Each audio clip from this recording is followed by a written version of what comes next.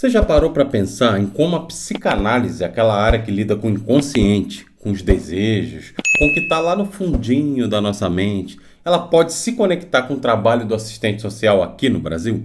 Pois é, galera. No vídeo de hoje, a gente vai bater um papo justamente sobre isso. Como que essas duas áreas, que à primeira vista parecem tão diferentes, né? Elas podem dialogar e até se complementar no dia a dia de quem trabalha diretamente com populações vulneráveis. E por que esse tema importa tanto, Adriano? Porque a realidade social brasileira, ela é complexa, ela é muito complexa. A gente está falando de um país marcado por desigualdade, por pobreza, por violência e tantas outras questões que vão afetar diretamente a vida das pessoas. E no meio de tudo isso, o assistente social vai ter um papel fundamental, tentando viabilizar direitos, acolher, orientar, construir caminhos, né? Só que olha só, não dá para fazer isso tudo aí sem uma escuta atenta, sensível, preparada. E é aí que a psicanálise ela pode entrar como uma aliada, não para resolver tudo, lógico, mas para ajudar a enxergar o sujeito por trás dos problemas sociais, entender seus silêncios, suas histórias, suas dores. Então, nesse vídeo, a ideia é te apresentar um pouco das bases da psicanálise, tá? Mostrar onde ela se cruza com o serviço social e refletir, de forma assim, muito prática, como que esse diálogo ele pode fortalecer o trabalho de quem está lá na linha de frente, lidando com o sofrimento humano todos os dias. Mas olha, galera, lembrando, a ideia desse vídeo não é, tá, a de te incentivar como assistente social a usar o conhecimento de psicanálise para realizar terapia em ninguém não, viu? Até porque a resolução Cefes 569 de 2010 é bastante clara sobre isso e proíbe totalmente. O que eu vou te mostrar aqui é que sim, esse conhecimento ele pode melhorar o seu uso de alguns instrumentos e técnicas, como por exemplo a escuta, a observação e muitos outros, mas tudo voltado para quê, Adriano? Pro serviço social, tá bom? Combinado? Bom, então vamos lá. A psicanálise ela nasceu lá no final do século XIX, né, com um cara chamado Sigmund Freud, eu acho que todos vocês já ouviram falar, né? Foi um médico austríaco que começou a perceber o quê? Que nem tudo que a gente sente ou faz tem uma explicação lógica, tem uma explicação consciente. Ele percebeu que às vezes tem algo por trás, escondido, recalcado, esquecido, influenciando nossos comportamentos. E foi aí que ele chegou a uma ideia revolucionária para a época, o inconsciente. Bom, o inconsciente seria tipo uma parte da nossa mente onde ficam guardadas nossas lembranças, nossos desejos, nossos traumas, nossos medos, tudo aquilo que a gente não percebe claramente, mas que afeta a nossa vida o tempo inteiro. Bom, claro, depois do Freud veio outro nome assim, muito importante, por exemplo, Jacques Lacan, um francês, que trouxe novas ideias para a psicanálise, inclusive, aproximando ela da linguagem. O que ele dizia? Que o inconsciente está estruturado como uma linguagem. Ou seja, tudo que sentimos, até o que não conseguimos dizer, está de alguma forma ligado à maneira como usamos as palavras, aos significados que damos às coisas.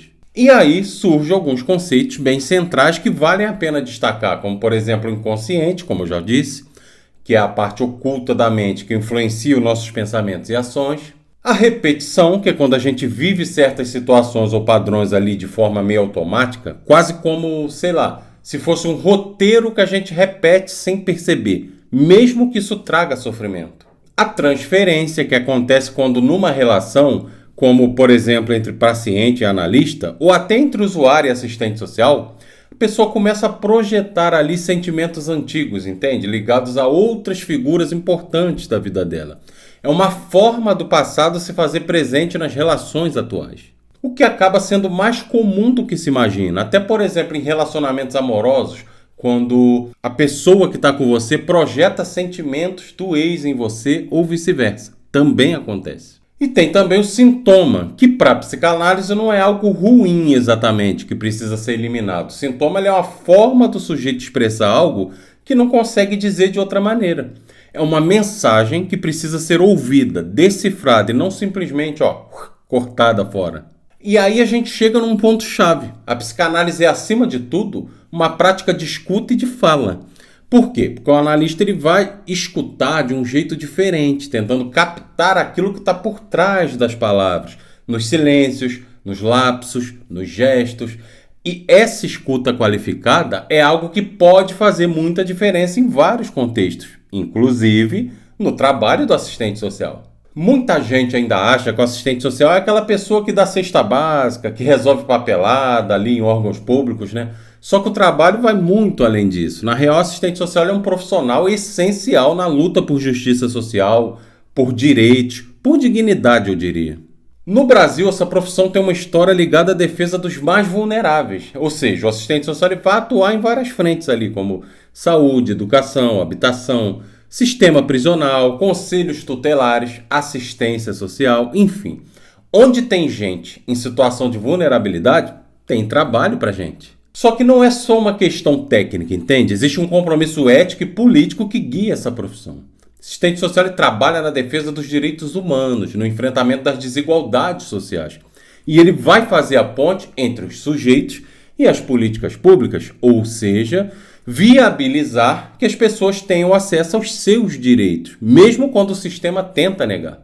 E tudo isso acontece num cenário nada fácil, onde os desafios são muitos e pesados, né? Tem violência estrutural que atinge principalmente a população preta, pobre e periférica. Tem o sofrimento psíquico que cresce cada vez mais num país marcado por insegurança, por falta de perspectiva, abandono, né?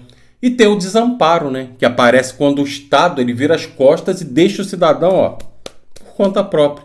Então o assistente social muitas vezes é quem acolhe esse sujeito quebrado, machucado, sem esperança. É quem escuta, quem orienta, quem acompanha, quem resiste, eu diria, né? Por isso, seu trabalho exige o quê? Sensibilidade, consciência crítica e, claro, preparo emocional. E é justamente aqui que o diálogo com a psicanálise ele pode começar a fazer sentido. Gente, no dia a dia do assistente social é muito fácil a gente cair numa lógica burocrática. Papel para preencher, demanda atrás de demanda, metas, prazos. Mas a verdade é que por trás de cada caso social existe uma pessoa.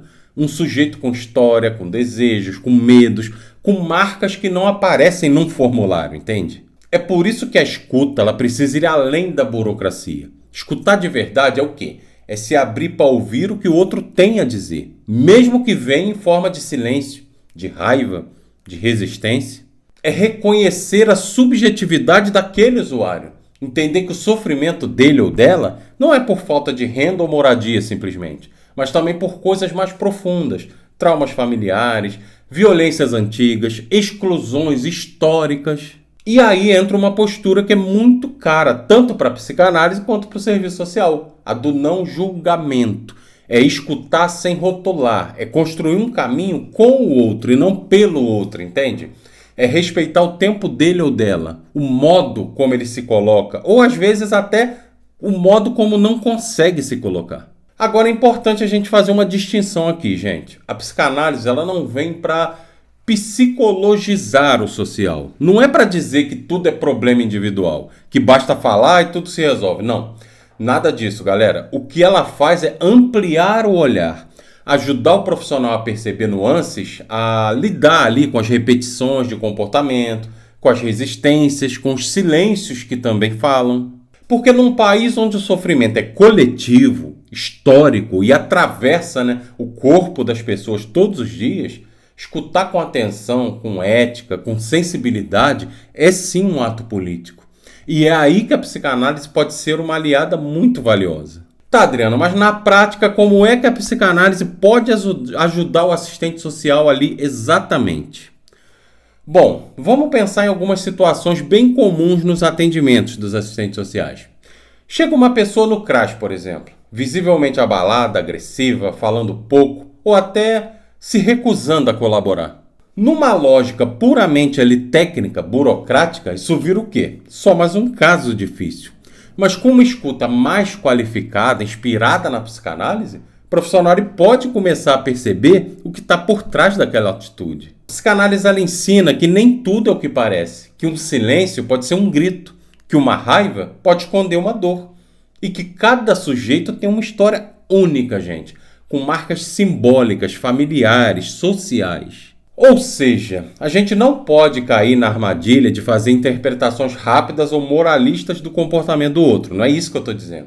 Tipo, essa pessoa não quer ajuda, ela não se esforça, tá fazendo corpo mole, essa coisa toda, né? Nada disso de juízo de valor, gente. Tem coisa ali que merece ser escutada com mais cuidado. E quando a gente escuta de verdade, com respeito e sem pressa, isso cria um vínculo. A pessoa percebe que não está sendo julgada, que não é só mais um número no sistema, entende? E isso faz toda a diferença, porque ajuda a fortalecer a confiança. Ajuda a abrir caminhos para que aquele sujeito se reconheça, se escute também e construa junto as soluções possíveis. Outra coisa importante, a psicanálise também ajuda o profissional a olhar para os seus próprios afetos. No contato com tanto sofrimento, tanta violência, tanta injustiça, é muito comum, gente, que o assistente social ele sinta raiva, tristeza, impotência. E tudo isso pode aparecer nos atendimentos. A psicanálise chama isso de contratransferência, ou seja, quando os sentimentos do profissional eles se misturam com os do usuário. Perceber isso não é fraqueza, pelo contrário, é maturidade. É um passo para lidar melhor com os próprios limites e manter o cuidado com quem se cuida também. Bom, por fim, a presença desse olhar mais atentos à subjetividade pode qualificar ainda mais os serviços públicos. Seja num CRAS, num CREAS, num CAPS, nos hospitais, nas escolas, o cuidado ele se amplia quando a gente entende que o ser humano, ele não é só um conjunto de dados ou de demandas, mas ele é um sujeito complexo, cheio de histórias. Então sim, gente, a psicanálise ela pode ser uma aliada valiosa do serviço social, tá? Não é para substituir nada disso, é somar, para oferecer escuta, acolhimento, presença, coisas que num país marcado por tanta exclusão e tanto desamparo, vão fazer toda a diferença. Mas vou avisar de novo, galera. É importante também falar sobre os cuidados e limites, tá? Dessa aproximação entre psicanálise e serviço social. Primeiro de tudo, uma coisa não substitui a outra, tá? O assistente social ele não vira psicanalista, nem deve transformar um atendimento numa clínica. É proibido, gente. O campo do serviço social é o social, é a luta por direitos, é a mediação com políticas públicas. A psicanálise ela pode até ajudar, mas ela entra como ferramenta complementar, não como solução mágica ou resposta para tudo. A gente não pode cair na armadilha de pensar que todo problema social tem uma explicação psíquica individual. Não. A psicanálise ela precisa caminhar ao lado do projeto ético-político do serviço social, que é coletivo, né? Comprometido ali com a transformação social, com a defesa dos direitos humanos, com a superação das desigualdades. Outro ponto importante é a formação, tá? Não basta você ouvir falar de psicanálise num curso e sair aplicando. É um campo complexo, cheio de conceitos e debates. Por isso, se o profissional quiser realmente ali dialogar com essa área, é essencial buscar o quê? Uma formação crítica, aprofundada, sempre com ética e responsabilidade. Porque no fim das contas o que importa é que esse diálogo seja feito com consciência, respeitando os limites de cada área. Mas reconhecendo, lógico, que o encontro entre elas pode sim abrir novos caminhos de cuidado, de escuta, de transformação. Vale lembrar de uma coisa muito importante, galera. A escuta e o cuidado não são exclusividades da clínica, tá? Eles também fazem parte do cotidiano do assistente social. Mesmo quando o ambiente é cheio de burocracia, de pressões, de limitações, que é todo o ambiente que a gente trabalha, né? E isso por quê? Porque no fundo o que está em jogo ali é isso. É reconhecer a subjetividade, entender que cada pessoa que chega até o serviço social, ela carrega muito mais do que uma demanda concreta. Ela carrega vivências, afetos, dores, histórias. E reconhecer isso não significa, digamos, abandonar o compromisso com a transformação social. Muito pelo contrário, eu acho. Significa fortalecer esse compromisso, levando em conta o ser humano por completo, por inteiro. Então a psicanálise e o serviço social são campos diferentes, com lógicas e objetivos diferentes, sim, mas quando se colocam em diálogo, podem sim contribuir para um atendimento mais humano, mais ético, mais transformador.